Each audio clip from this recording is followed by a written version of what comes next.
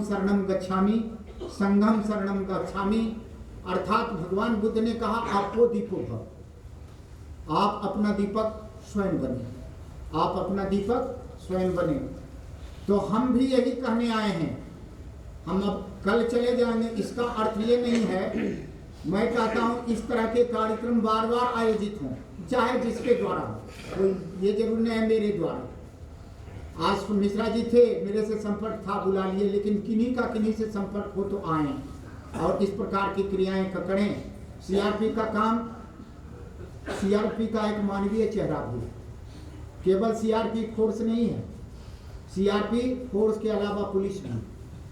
Police का अर्थ होता है शांति स्थापित करने वाला, और उसका मानवीय चेहरा होता है संसार में सबको अपने बल, अपने शौर्य से बचाने की प्रक्रिया हासिल करने वाला।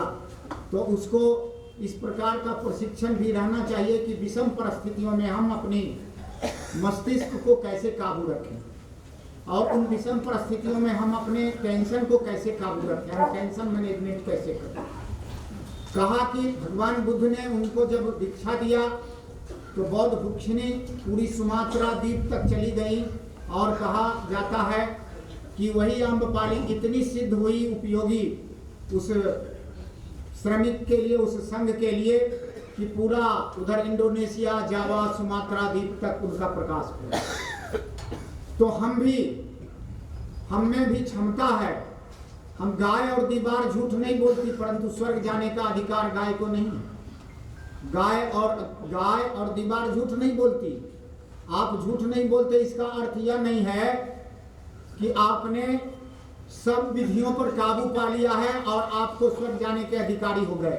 कहा नहीं, आप अकेले का नहीं, आप 10 को लेकर के साथ में चलें। संघम शरणम गच्छामि, आप 10 को। कहा कैसे? कहा स्वयं की साधना से। कहा स्वयं की साधना से। जब आपकी स्वयं की साधना प्रकट होगी, वह धीरे धीरे प्रकट होती है। कैसे? कहा साधना से कैसे जुड़ना चाहिए। मन न लगता तो टास्क समझ के, जैसे अभी सुबह किसी को आसन करने का या पीटी करने का इच्छा नहीं भी रहता, लेकिन आदेश है अधिकारी का कितने बजे आना है, तो लोग आते हैं और करते हैं। तो आप भी समझे कि ऊपरी अधिकारी का आदेश है, इसको करना चाहिए। कहा कैसे? कहा धीरे धीरे करना चाहिए। एक बार कैसे करना चाहिए? तो राम सुखदास कहा करते थे, बड़े अच्छे संत हुए।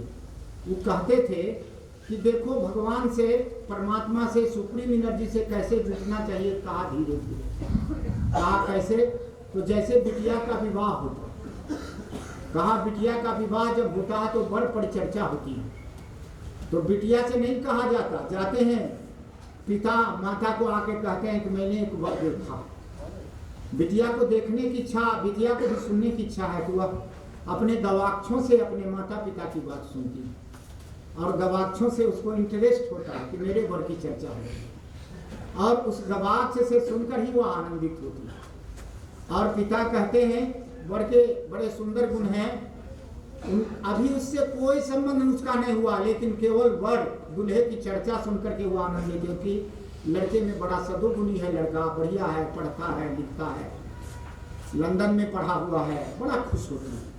और जब धीरे धीरे विवाह की परिचर्चा जैसे जैसे बढ़ती है, उसकी उत्सुकता बढ़ती जाती है, और जैसे जैसे उत्सुकता बढ़ती जाती है तो बिटिया के लिए कपड़ा आते हैं, यहाँ से जाते हैं, फलदान तिलक होता है, और वहाँ से लिवा ले आते हैं सब कुछ, और वह कपड़े देखकर प्रसन्न होती है कि मेरे वर पक्ष वाले बड़े अच्छे हैं, बड़े उदार हैं। भगवान भी ऐसे ही उदार।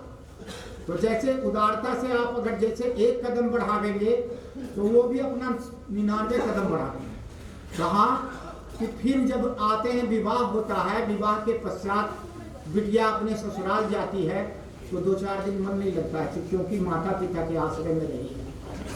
तो क्या करती है?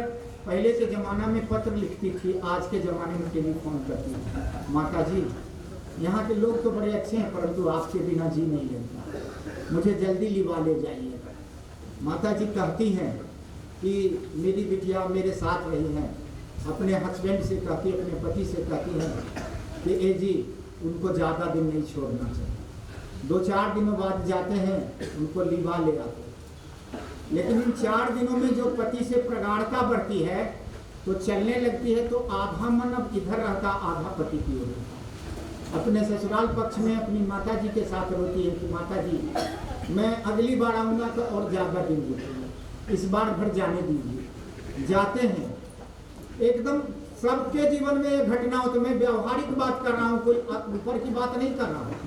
राम सुखदास कहा करते थे कि जब वो आती है घर में तो पूरे 4 दिन तक अपने पति की ही से मैंने बात कहती है अपने माता जी से। उसकी सबसे अच्छी दोस्त, सबसे अच्छी सहेली अपनी माता जी होती। माता जी बड़े अच्छे हैं, मेरे लिए हरा चीज़ ले आए, मेरे लिए ये ले आए, ये ले आए, हमने कहा ऐसे किए ऐसे किए। माता जी भी बड़ी प्रसन्न होती है कि बिटिया का अच्छा आदर हुआ।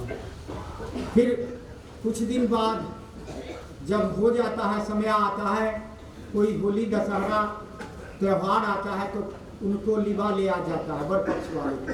दूल्हे राजा आते हैं, वहाँ फिर परिचय बढ़ता है। तब 4 दिन का परिचय होता है, 10-20 दिन का परिचय होता है। और परिचय के बाद दूल्हे चले जाते, उसके बाद तो इनका मन वह लेकर चले जाते।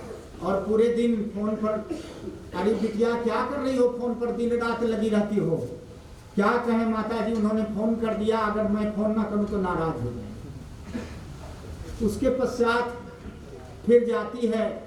अब 10-15 दिन के बजाय 1 महीने का वहाँ डेरा होता है। बिटिया को लिवा ले जाते हैं धीरागमन में। तो फिर माता जी समझ के परिस्थितियाँ कि नहीं अब इनका थोड़ा मन लगेगा, 1-8 महीने रुकती है। 1-8 महीने के पश्चात उसका संबंध 8 आने पड़गार होता है, मतलब ये 6 आने था, अब 8 आने हो गया। फिर कुछ दिन के पश्चात लिवा ले आते हैं। ऐसे 2-4 बार चलता है। और फिर बिटिया को फिर कोई भगवान की कृपा प्राप्त होती है, संतानोत्पत्ति होती है। तो फिर पिताजी कहते हैं हम बीमार हैं बिटिया, आ जाना। माता जी को फोन करती है कि पिताजी से तो मैं लज्जा से बोलती नहीं हूँ, मगर क्या करूँ, ऑफिस जाते हैं, उनको कोई खिलाने वाला नहीं है टाइम से, और हमारे बच्चे भी तो स्कूल जाने लगे हैं, अब मैं आने में तो समय नहीं मिलता। ऐसा करें कि पिताजी को कहना मैं आऊँगा जरूर, लेकिन थोड़ा समय निकाल तो देखती हूँ इनका किसी दिन ऑफिस से छुट्टी मिल जाए तो आ जाए। फिर ऑफिस से छुट्टी मिलता है, आते हैं जाते हैं, फिर उनके होके रह जाते हैं 16 आने। तो दुल्हा कौन है? ब्रह्म है। और दुल्हन कौन है? प्रकृति। हम अपना संबंध ब्रह्म से ऐसा जोड़ें कि धीरे धीरे, पहले एक बार नहीं स्थापित होता, धीरे धीरे। और सचमुच में आप दुल्हन ही हैं। कहिए कैसे? कुछ जीव स्वामी के पास वृंदावन में मीरा गई और मीरा ने कहा, जीव स्वामी बहुत बड़े संत थे, उस समय के श्री सिद्ध संत थे। तो मीरा ने पत्र लिखा कि मैं आपसे दर्शन करना चाहती हूँ। शिष्य ले जाकर दिया, कहा स्वामी जी एक स्त्री आई है, कहती है दर्शन करना चाहते हैं। जीव स्वामी ने पत्र पर लिखा, मैं किसी स्त्री से भेंट नहीं करता। तो शिष्य को मीरा ने कहा 1 मिनट रुक जा। नीचे लिख के उन्होंने भेजा, कहा जीव स्वामी को जाके दे दे। उसने लिखा कि मैं तो जानती थी कि केवल ब्रजेंद्र नंदन श्री कृष्ण ही एकमात्र पुरुष हैं, बाकी सारे संसार स्त्री है। लेकिन अब हमको विचार करना पड़ेगा कि जीव स्वामी भी अगर पुरुष हो गए हैं तो ब्रजेंद्र नंदन कृष्ण को सस्पेंड करना पड़ेगा पुरुष से। समझ गए जीव स्वामी कि स्त्री विदुषी है, कोई सामान्य स्त्री नहीं है। उन्होंने तुरंत भेज दिया, कहा कि आपकी नजर में इतनी दो तरह की व्यवस्थाएं क्यों हैं, 2 दर्जे का आप बात क्यों समझते हैं? पूरे संसार में एकमात्र पुरुष परमात्मा होता है, और पूरे संसार में जितने भी जीव हैं सब प्रकृति, और प्रकृति केवल स्त्रीलिंग होती है, प्रकृति पुल्लिंग नहीं होती। और आपको पुल्लिंग होने का बोध कैसे होगा? तो इसलिए हम जो आत्महत्या करते हैं उसका कारण अगर आप ढूंढेंगे तो यहाँ मस्तिष्क के हाइपोथैलेमस के पास एक ग्रंथि होती है जिसमें हैप्पी मैसेंजर हार्मोन की कमी हो जाती है। वह ग्रंथि जब फटती है, कब? कहा तनाव से। कहा कैसा तनाव? तो तनाव के लिए एक प्रयोग हुआ रसिया में, जान पाब्लोव ने तनाव का प्रयोग किया। जान पाब्लोव नाम का साइंटिस्ट, उसने क्या किया, अपने एक पालतू बिल्ली को खाने के लिए दिया। जब खाने में मशगूल हो गई तो उसका स्कैनिंग कर रहा था टीवी पे, और अपने नौकर से बोल दिया था कि जब हम तुमको इशारा करें, केवल इशारा भर, तब तुम हमारे पालतू कुत्ते को भीतर प्रवेश करा देना उस खिड़की से। तो खिड़की से प्रवेश जैसे ही कराया कुत्ता को, तो जॉन पॉवलोव ने मार्क किया कि बिल्ली के भोजन का जो पाचक रस था वो निकलना बंद हो गया। बिल्ली के भोजन का पाचक रस निकलना बंद हो गया, और पूरे